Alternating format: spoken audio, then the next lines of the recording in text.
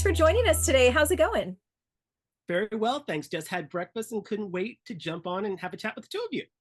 Well, we appreciate your time and being here and joining us for the podcast. And we really want to kind of dive in, especially talking about, how young performers can sort of navigate the industry. That's right. And so we want you to share with our audience your experiences. We know that you were a child performer and we know that what you do now. So if you wanted to just share with our audience a little bit more about you.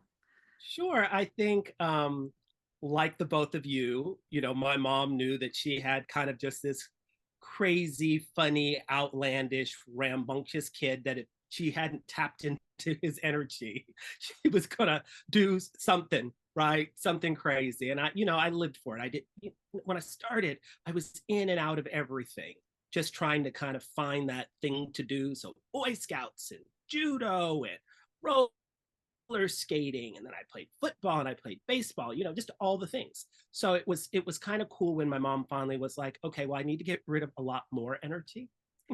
This 1 day, 2 day a week thing isn't working. So of course I found dance. And I never looked back from dancing at my studio to competition dancing, then went on to, of course, start doing the younger musicals, the bigger musicals, the high school musicals, and then going on to college to dance. At Disney was one of my first jobs, and that started even in college, then to go on to have a career at Disney. And then, of course, from then on, I went on to Broadway and national tours, and then I jumped around cruise ships for a while. Then we went to Vegas and to Europe and back into the United States, and kind of just played in every field where live entertainment was being consumed. And I can't think of a better life for me, especially ending up where I ended up. Most people have kind of one straight path to get there, and I kind of zigged and zagged and zigged and zagged. So when I try to teach, or I try to give the information to kids who are looking to come up, I can kind of go, well, there's so many different ways to get there. Don't let anybody tell you that there's only one way to get there. And that's a problem, right? Most people go, oh, well, this is how this person got here, so I'm just going to copy this, just try to copy their formula. That's what they do. And then you find yourself in a whirl of hurt, right? Because that's how they did it.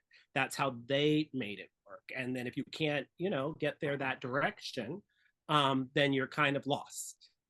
I think you bring So up a very good point there, Gary, because not every kid is the same. Obviously, not every person is the same. And there are, cookie cutter type of performers that you see. They dance well, they sing well, they act well. I know you need all of those skills to maybe propel yourself and to get to a point where maybe your dreams want to take you, like being on Broadway or being in a hit show. But talk a little bit about like the importance of having that uniqueness as a performer. Like you obviously had a lot to offer, having so many different types of jobs in the industry. Like what was it that made you so unique, and like how do kids sort of gravitate and grab onto that? Well, I think every person that you look out there has that uniqueness, right? There's something that makes those people who are stars. If you look at Kristen Chenoweth, it's that voice, right? You've got this baby speaking voice, and outside of this baby speaking voice, you've got this big coloratura sound that comes out. That could have stopped her, right? If she had gone into kind of a legit musical theater world where you're supposed to look like an ingenue and sound like an ingenue, that those two things don't necessarily make it kind of work. But because at that time she was finding herself in these amazing niche ideas, those things were pretty exciting. The same thing that you can talk about, like Josh Gad, right? You look at him and go from that crazy, weird sounding voice, right? Like this is not a leading man, right? You're not going to look at him and think he was necessarily a leading man, but because of that uniqueness, because he was able to occupy certain spaces, and those spaces were receptive of him. So I guess where I'm going to say that my uniqueness helped me was I tried to find those spaces, right? You've got to find the spaces for you that want to work with your specific uniquenesses. Now, it does take a bag of tricks. Don't get it wrong. Every person you're looking at that kind of makes it, they did all the things. Don't let them lie to you, right? All of a sudden, we've got these strong actors, and then you're like, oh, she could sing? Well, of course she could sing, right? You've got all these, strong singers, and all of a sudden they're like, well, they can dance? Of course they can dance. They've got these bag of tricks just like everyone else. they're just not showcased necessarily in the order you want to see them. So we're always surprised, right? We're always surprised at this person. And then when you do a deep dive, you're like, oh, well, they did 2 Broadway shows before I saw them on Grey's Anatomy. Surprise, surprise. So when you were younger and you were maybe in high school and transitioning into you went to one of the best colleges for performing arts. I think that's important to talk a little bit about how you manage that transition from being this child performer still under your mother's umbrella and then out on your own. How did you kind of take your uniqueness? How did you take that special skill and twist it enough to where you know you were presentable for that next step, that transition into adulthood? For me, sometimes it is that thing, be careful what you wish for, right? Be careful what you wish for. And for me, transitioning later through my college years. So my freshman year, not so bad. My sophomore year, not so bad. But as I got older and my brain really started to work, if you know what I mean, I realized I wasn't in the right place for me at that time. I was getting all the information that I wanted, don't get me wrong, but the information coming back at that time to me was wrong for me. I saw that this could be very successful for what we were talking about before by a certain group of people who fit that filter, Mhm. if you will. And my specific uniqueness wasn't, they didn't want it to flourish, right? They wanted me to kind of fit in with what they were doing, right? So let's not do a lot of that. Let's do more of this over here. And so I feel like it started to slow me down a little bit. So I had to go other places and find it. So every summer I would try to take on a different job, right? Or a different type of what's the word I'm looking for? Internship, right? Interesting. Yeah, internship. So, I started one summer at Gus Giordano's, right? Because I didn't know if I was going to do the company work. So went and spent that summer. And then, of course, we talked about before, then I had done Disney. Well, I got to see a lot different then. And I got, oh, I like this type of things, right? And then I went off to do Busch Gardens one summer, completely different again. And then another cruise ship idea another summer. So for me, I had to go to other places outside of my 4-year university to feel, I don't want to say the word special because special would get me in trouble because as a freshman in college, I had a solo, right? So I was definitely special. But let's be honest, I was the only one who could have done that solo, if you know what I'm talking about, right?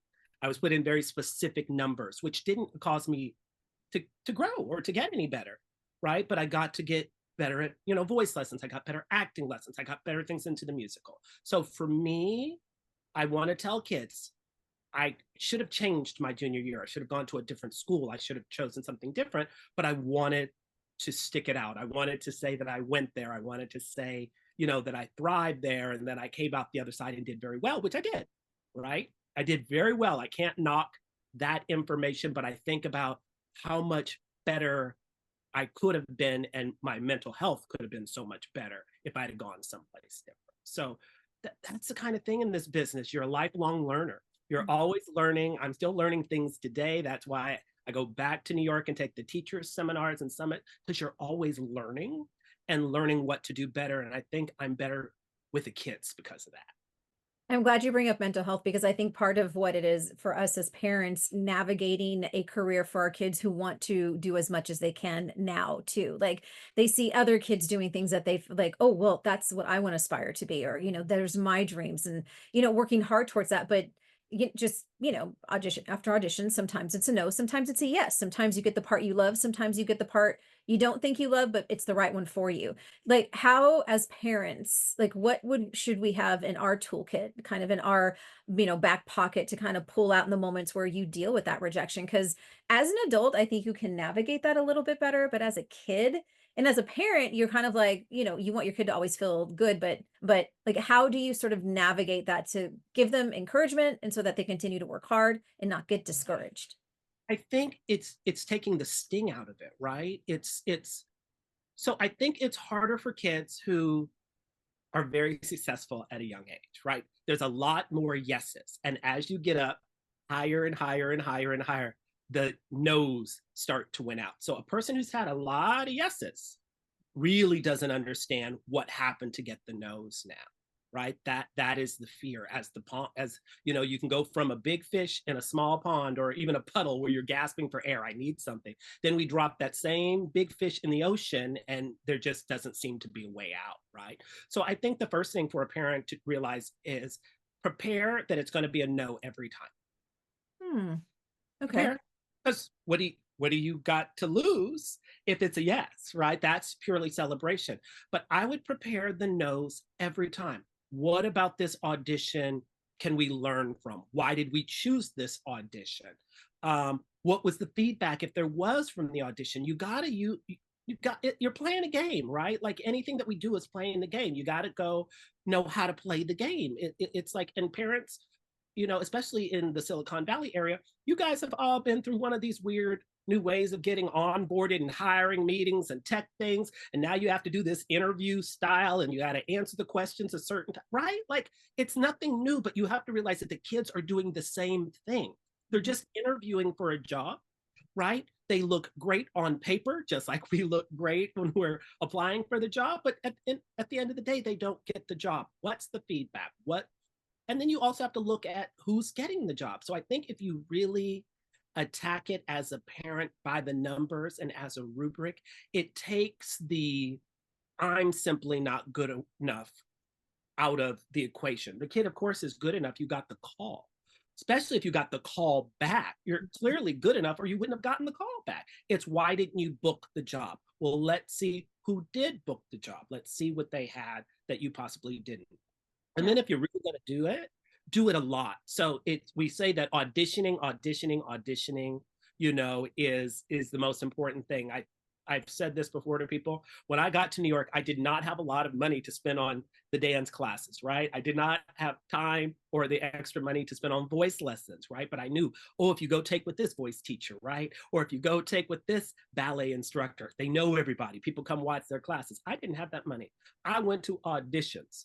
Every audition, I knew I wasn't going to be taking that job. I knew I didn't even know where the job was. I didn't even read all the information about the job. I just was like, there's an audition today. It will cost me a token back in the day, right? Or a swipe on my little pass that is monthly.